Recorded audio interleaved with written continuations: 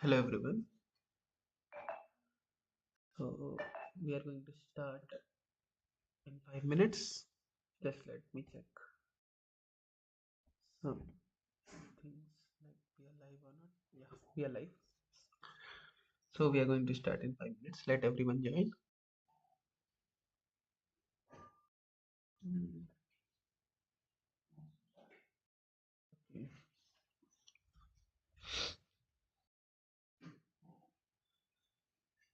Hmm, right.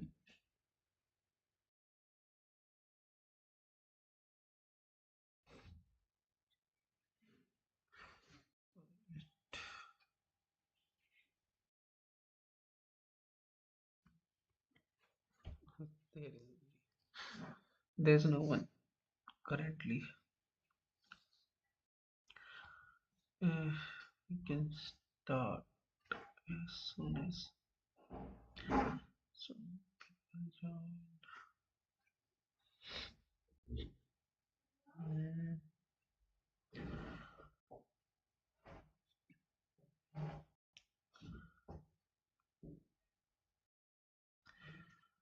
uh,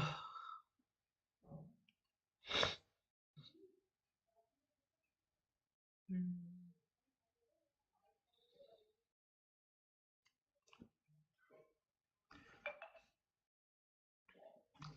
Hello. So you guys can tell me like how many had you solved in the contest? Is there any problem that was like troubling or that was not able to come up with a solution, something like that?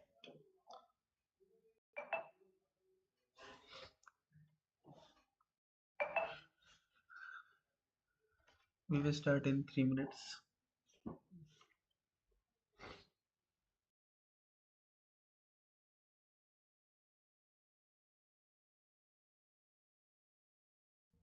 Okay. Fourth. Okay. Okay, Gaurav, what do you think? Which data structure or algorithm was used in fourth?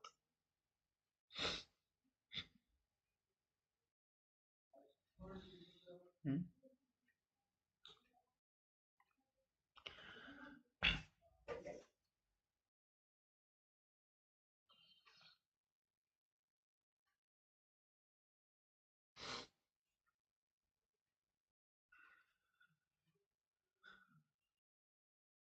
First three was easy, like they were three pointer and four pointer. So by use binary search. Oh, you can't use binary search. Uh, it's a greedy problem.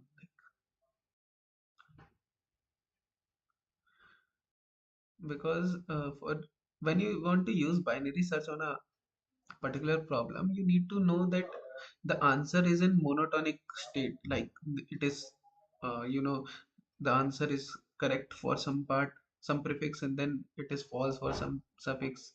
Then either it is false for some prefix and right for some suffix. That's why the answer need to be in a monotonicity. Like that's when you can use binary search. Binary search is greedy.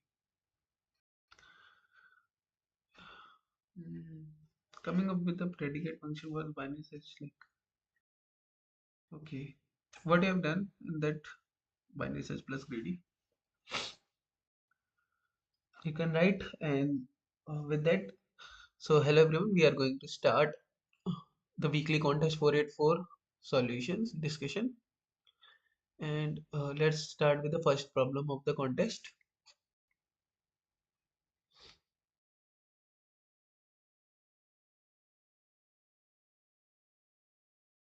Okay, so in this problem, you are given a string s consisting of only lowercase English letters.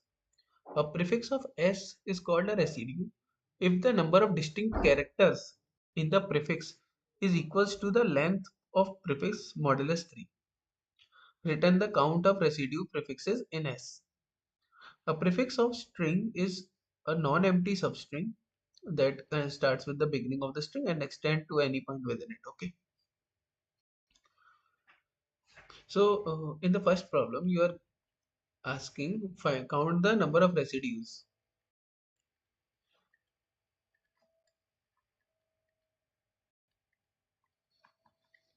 Okay, now what residue is? Residue is a prefix in which count of distinct characters is equals to length of prefix modulus 3. Correct? So in this, you need to just count the number of distinct characters. So the whole operation of counting a distinct character can be done by set.size, right? You can make a set of characters. You can make an unordered set also, because we don't care about order. If you make an unordered set of characters, and for any prefix of string, like this is a string,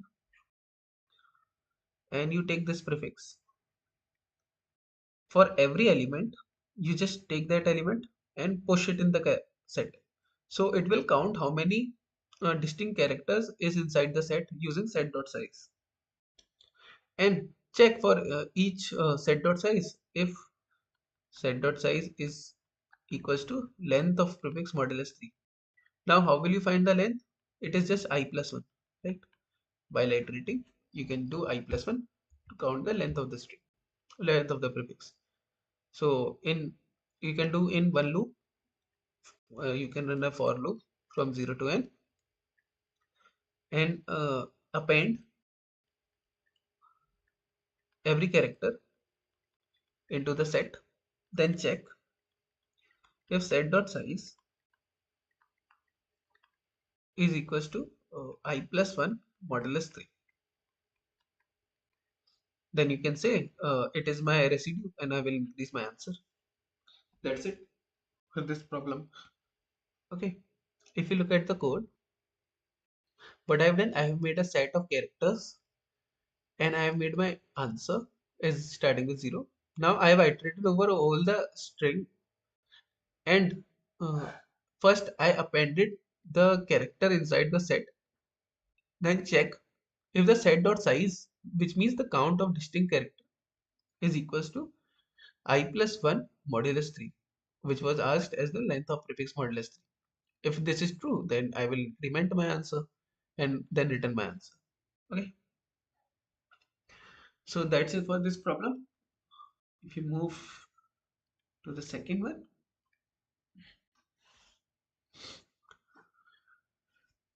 okay, in this problem, you are given with an integer array nums.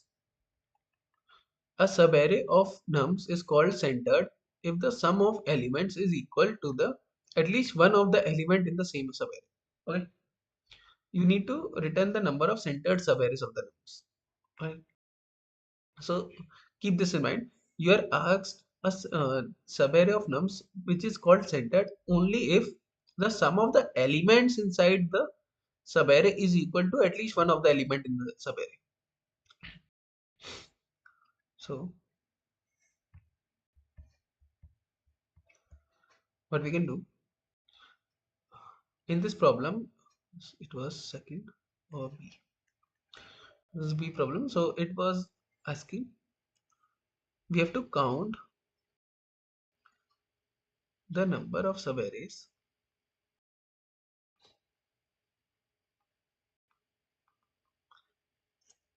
where the sum of subarray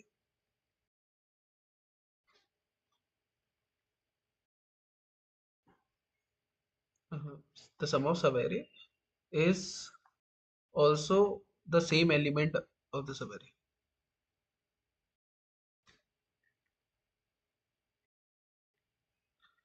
Now, if you know one thing, like to make this condition true,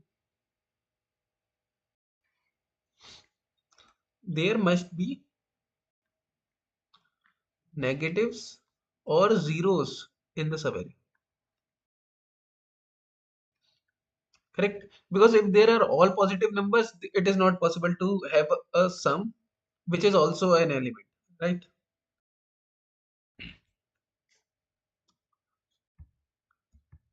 Okay, so there must be some zeros or some negatives present in the subarray. Then you can say there will be an element which is also the sum. For example, if this is a subarray, as you can see, the sum of this subarray is 1, and 1 is also an element, correct?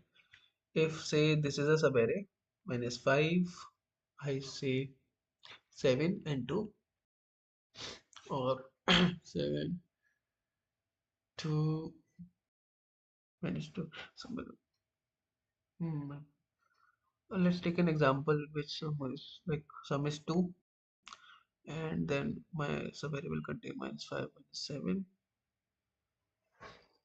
and minus 2. Yeah. So if this is a subarray, as you can see, the sum is 2, and 2 is also an element, right? So we need to find the number of subarrays. Now, if you look at the length of the nums, it is 500, which means you can run a n square approach. So for that, what you can do, uh, I need to, what I need to do, I need sum of every subarray, right?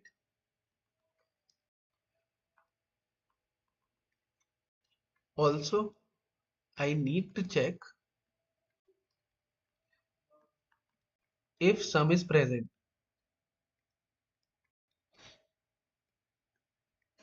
right? So while doing a n squared approach, what you can do, you can run a for loop from I0 to n, and another for loop from j I to n, right? Using this, we find subarrays, right? We find subarrays, correct? Now, while doing this, I will maintain the sum and a set. Why? Why I am maintaining a sum which contains the sum of my subarray, right? And a set in which I will append all the elements to check if the sum is exist in that set or not, which means a sum is an element or not. How I can check? If I made a set st, then I can just count if there is some existing sum or not, right? So if this exists, I can say there is a subarray, I will increment my answer, correct? So pseudocode will be like, I have run a for loop. Then for each subarray which I will make a sum, and I will make a set of integers. Correct? Now for uh, each subarray which I will make from j I to n, first I will increment my sum, right? Then I append the element.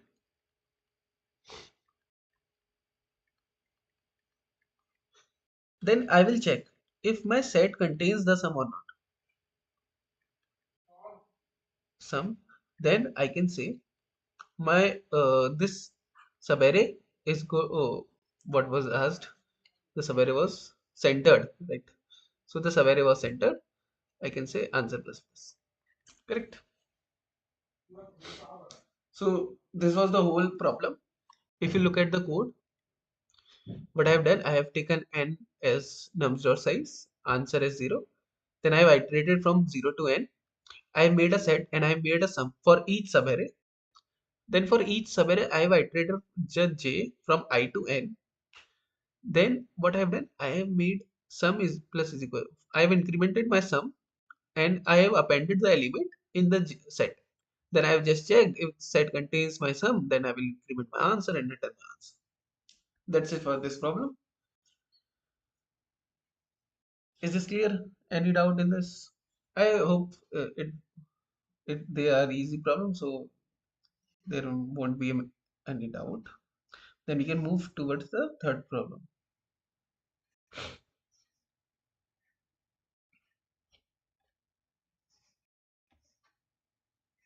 Okay, so we are moving to the third problem of the contest. The problem says count Caesar cipher pairs. You are given an array words of n strings. Each string has a length m and contains only lowercase English letter. Two string s and t are similar if we can apply the following operations any number of times. Okay, so that s and t becomes equal. Choose either s or t. Replace every letter in the chosen string with the next letter in the alphabet cyclically. The next letter after z is a. So this is clear. We need to just increment a to b, b to c, c to d, like that in a cyclic manner. Count the number of pairs of indices ij such that I is less than j and word j are similar.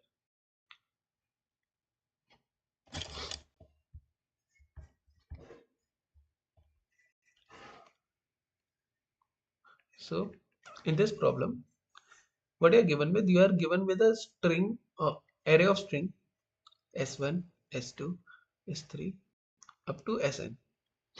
There are n strings. Now for each string, say we have a string a, b and c. Now we can rotate this cyclically. How? We can increment each letter by one. So the next string will be b, c and d. Then again increment each letter by one. The next string will be c, d and e and so on.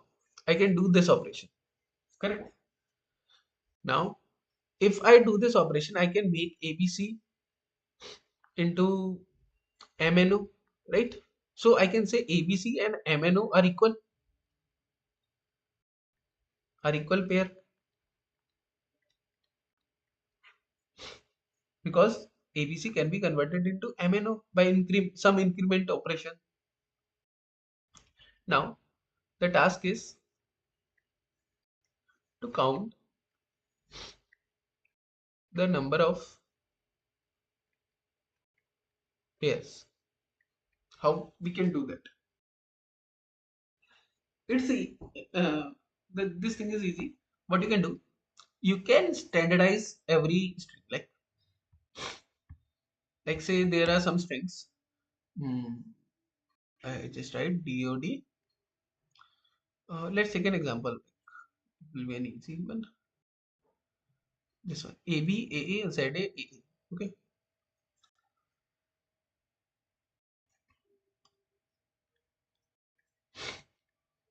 ab, aa, za and aa. Now let's standardize all the strings. So if you see this string, it starts with a. So I will try to make all the strings starts with a, right? So it starts with a. Now you can see the difference between a to a is 0, correct? Then difference between b to a is 1, correct? So the difference is 0 and 1. Keep this in mind, okay? Now if you see this, it starts with a and starts with a. So there is no difference. The difference is 0, 0. Now if you see this string za, now when you starts with a and when you do this, for turning z into a, you need to increment by 1, and turning a to again something, you need to increment the same value, which is 1. So after incrementing, it is comes to be ab, which is the same string as ab. So I can pair both of them, ab and za, as one string, and then a as equal, so the second pair will be a. So from this you can say there are two pairs of string. Now how can we count or how can we implement it? First, we will standardize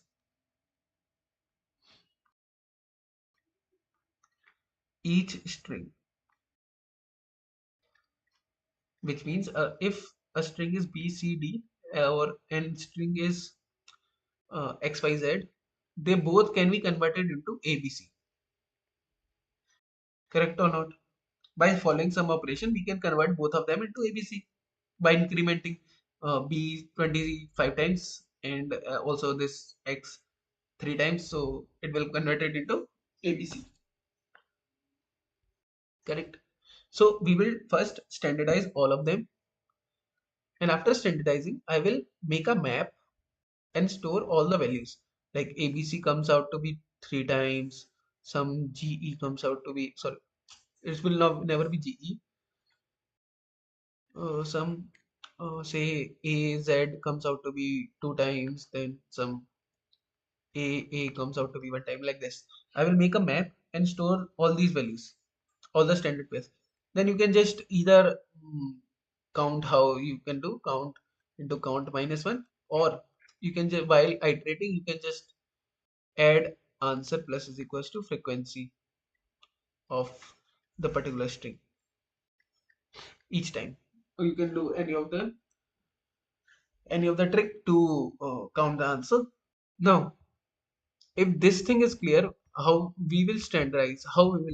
Like first we need to find the difference. First, find the difference of first character from A. How will we do that? We will make a difference as S of 0 minus A. So this will give me a difference. Now standardize it. Standardize whole string. Whole string. How will we standardize? If an element, as you can see, that these fusion and layouts can be convert into equal. Like if you similarly applies operation on fusion 6 times, it will convert into layout like this. So if I want to standardize it, what I can do for each character, say SI, first I take out the ASCII value, then I decrease the difference and plus 26 modulus 26. This plus 26 is just for while doing the modulus on difference, so it don't get negative. Correct. So you decrease SI with you take out the ASCII value, then decrease the difference so that you get a standard value starting with A. With okay. When you get the standard value, you can just put them in map. Third point is your put them in map and append your answer. Append your answer. Now let's look at the code. In the code, what I have done, I have made a map of string and integer. I called it as frequency map. I made a long answer because the type is long. Now when you iterate over the words array, you take out the first string S as bird's eye. Now you find the difference. The difference is just bird's eye, the first element minus A. Now for each character of bird's eye, which is S, I have standardized it. How?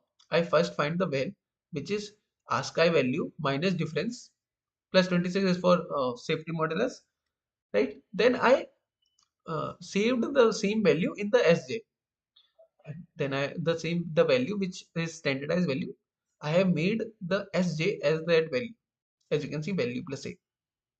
Now you just need to append your answer. Append answer plus is equals to frequency of that particular string and increment the map with the particular string. So just that for this problem, is there any doubt or something is not clear?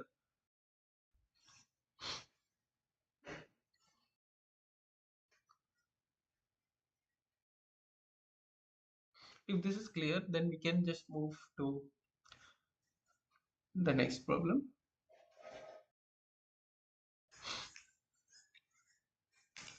Okay. I think it's clear. So we are moving to the last problem of the contest, which was maximize bitwise and after increment operations. Okay, so this was something good, like it was a 6-7 pointer problem. So, but I don't know why. When I started to solve this problem, I was like, I have done the three problems in 15 minutes. So when I started this problem, my rank was like 60, 70 something. I thought I will get a good increment. Then when I solved this problem, my rank was like 200 something. A lot of people solved this problem, like maybe. Okay. So in this problem, you are given with an integer array nums and two integers k and m. You may perform at most k operations, and in one operation you may choose any index I and increment nums I by 1. Alright, so you can do in one increment operation and it will take a cost of 1 and you have a maximum cost of k. Return an integer denoting the maximum possible bitwise AND of any subset of size m after performing up to k operation optimally. Okay, so what you have to do in this particular problem is,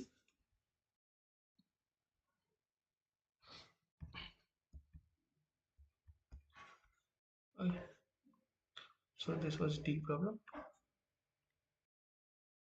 So in this problem,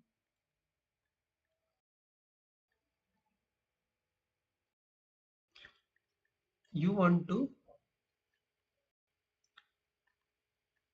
maximize the bitwise AND.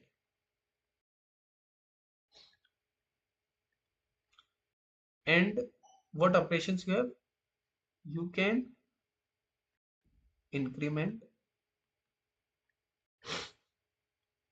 any element at most k times.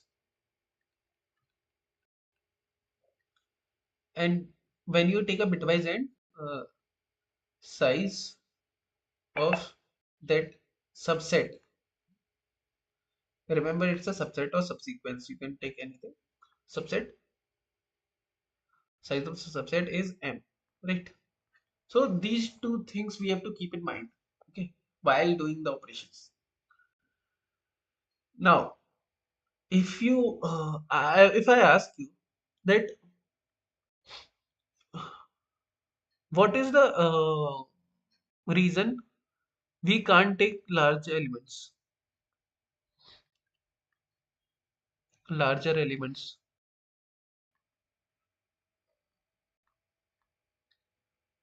because bitwise AND does not depend on value, right? And it depends on the number of bits which are on or which are set in that subset. Okay. Now look,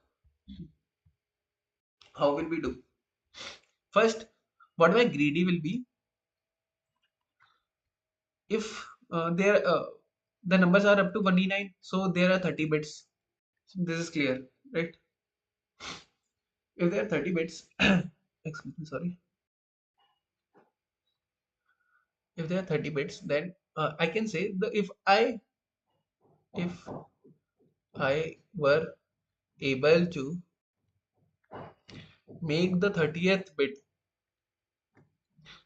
set in the bitwise AND, right? In the bitwise AND, right? Bitwise AND. Then it is better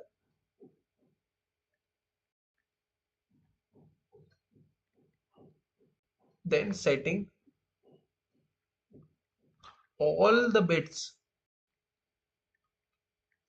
from 29 to 0. Is this clear? What I'm trying to say is, a number which is set on the first bit is always greater than setting all these bits. Correct? So it is always greater. So I will try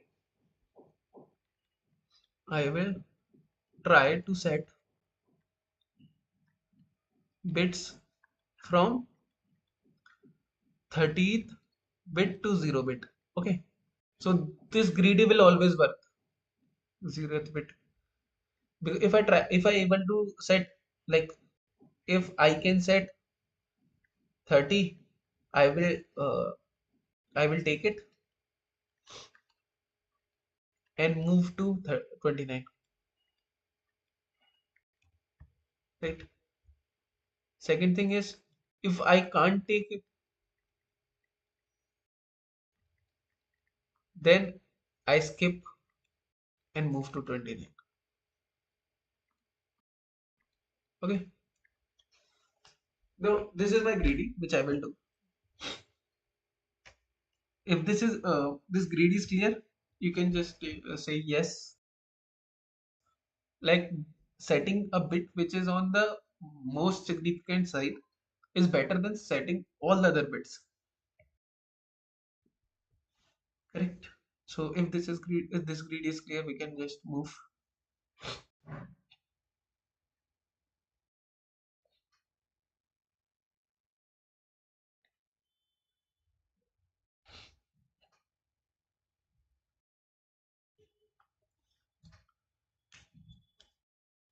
Okay, so how will we do that?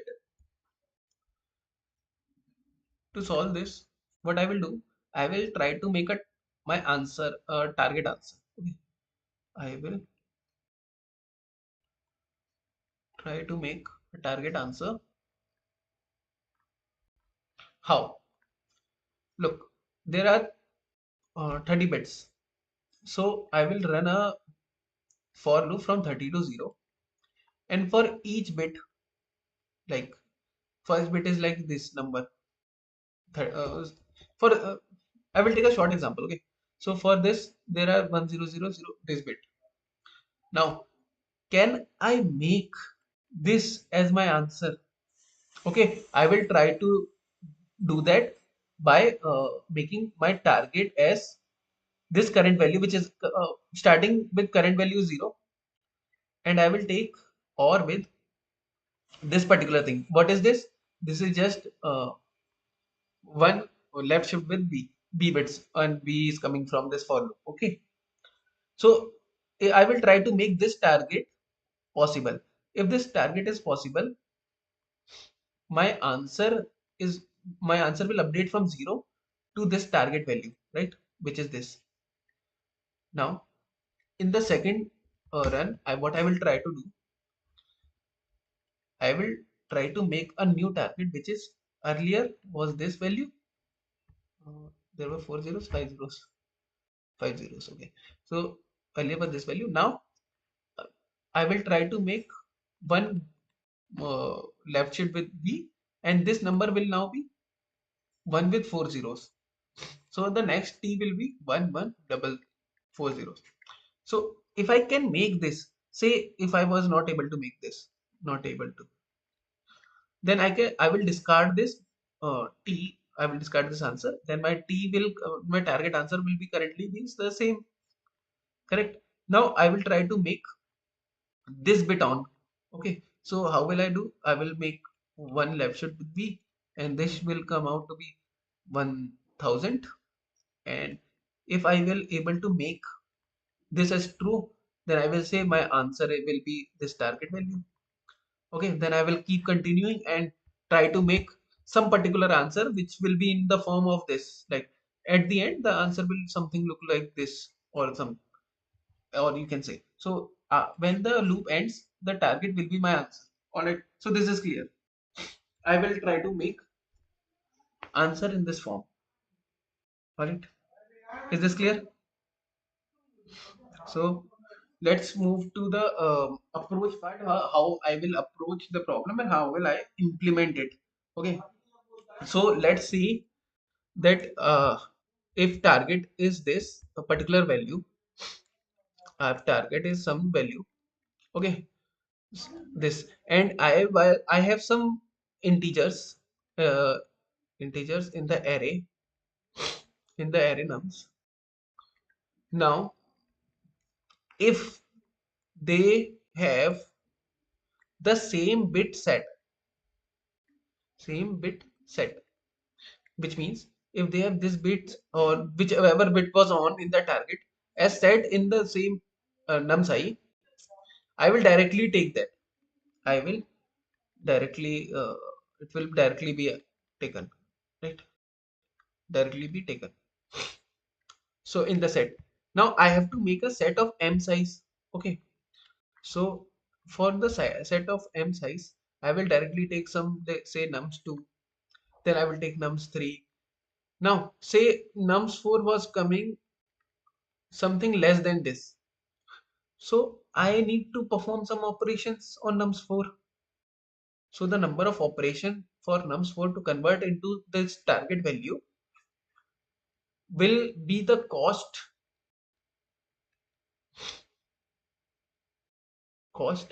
and it will be deducted from k,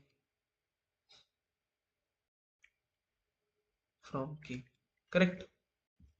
Now if this is clear, then I will try to find cost. So now keep with me, like this is a little complicated but easy. Now first case is if the bit is set, so I can just do if x is the number, x and target is equals to target. Okay, so if this bit is set, I can directly take it, cost is 0. Okay, cost is 0. Second, if x is missing some value, right? X has some missing bits. Now we need to convert x into some next value, which is next, well, something like that, right? Which has the target bit set.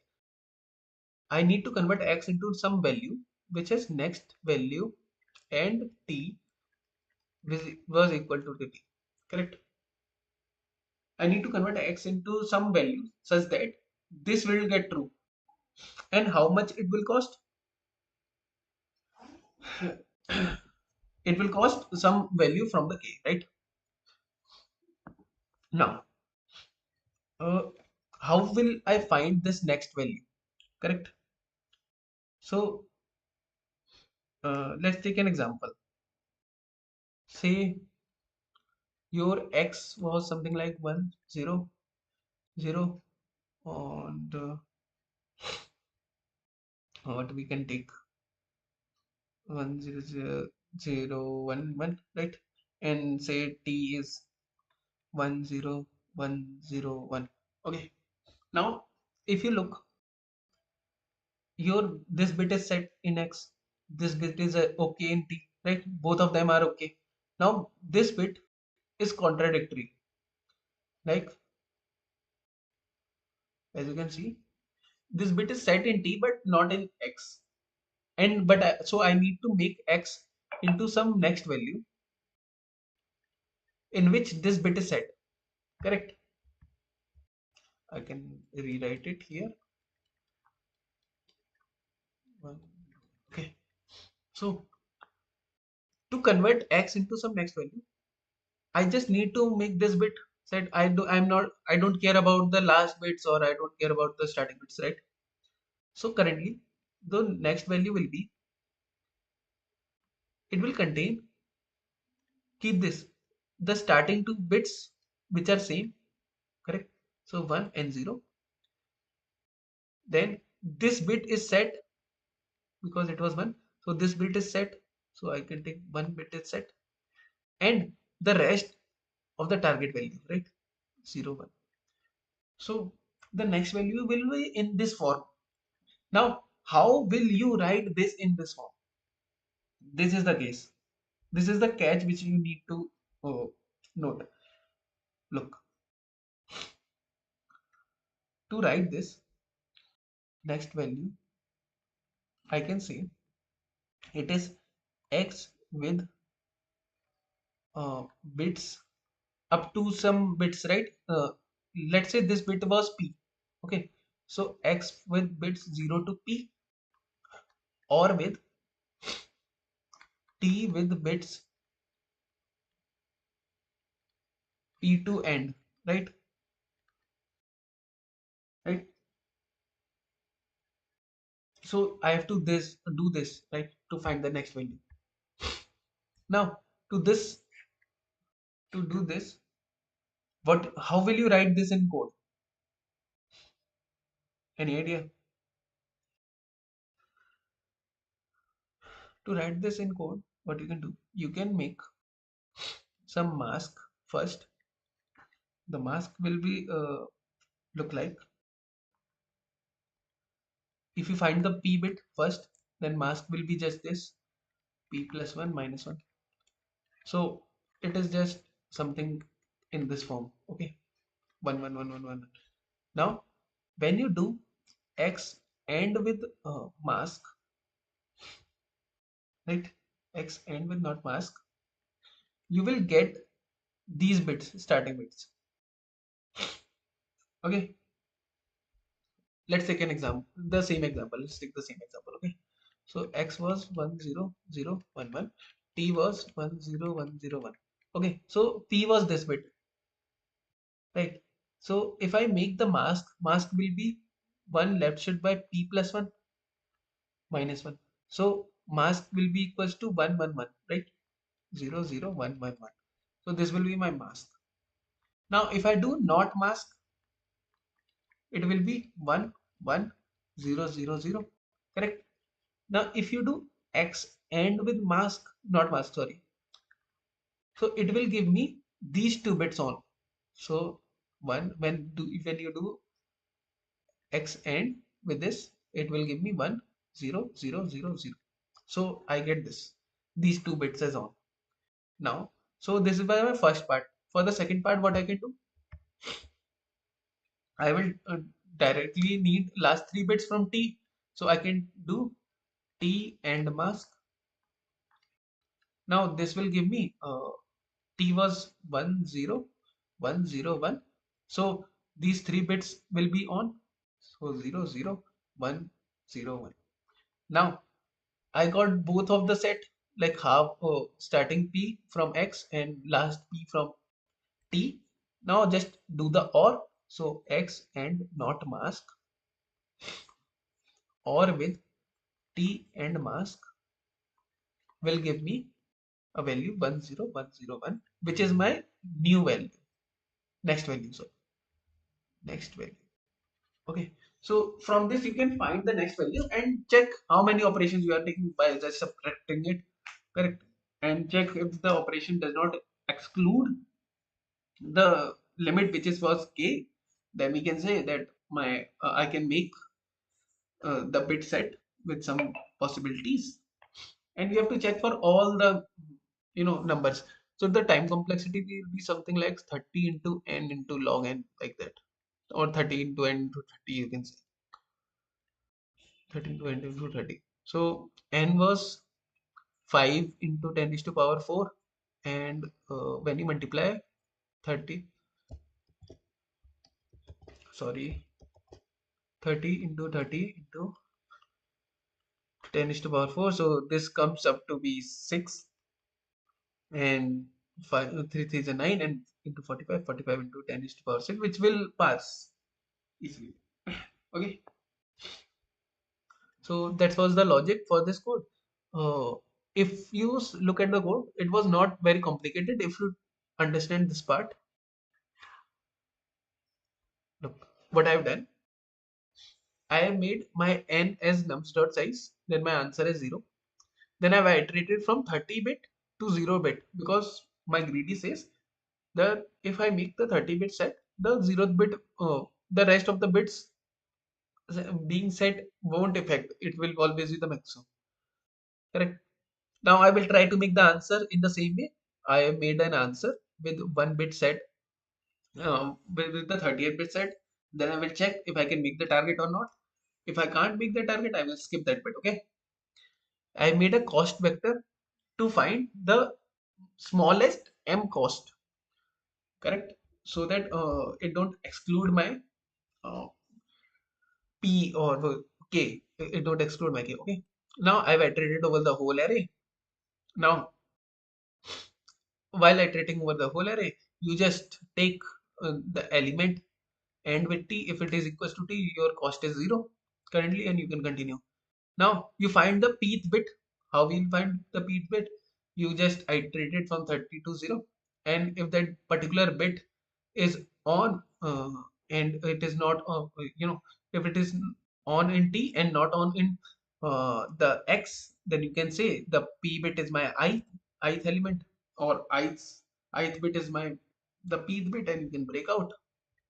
This is just you are checking if t is set on ith bit and the element is not set on ith bit, as you can see, which I am doing for 0 and 1. After that, it's easy. You just make a mask of p plus 1 minus 1 left shift by 1. So after doing the mask, you make the next element as your current x with the not mask and t with mask. You just combine both of them, and your cost will be next minus the x. So we have discussed this, that your cost will be next value minus x, and if the cost array size was less than m, you can just continue. As if it is greater than m, you need to take the m smallest cost. You sort the cost, and after that you make a sum of cost. I have made c, then I have taken the smallest m cost as my sum. Correct? If c is less than is equals to k, my answer will be target. But I have told you in the starting that I can make my target as my answer. Okay.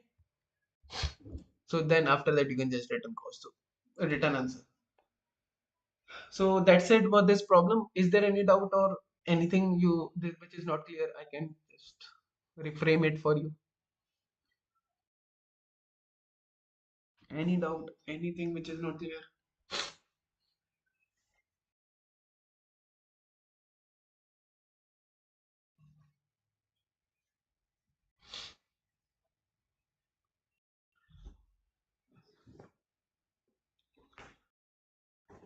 Anyone? Anything? If not, we can just wrap up for the today's contest.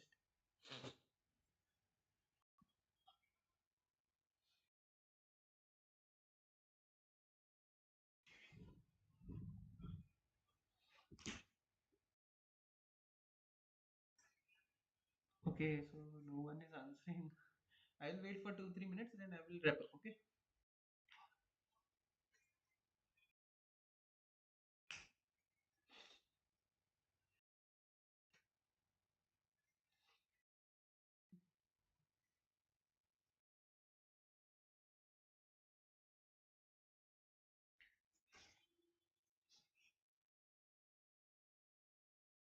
Okay, so no one is answering. So thank you guys for joining. We will meet soon in the next contest, and I hope you were able to absorb this last problem. And thank you for joining. Bye.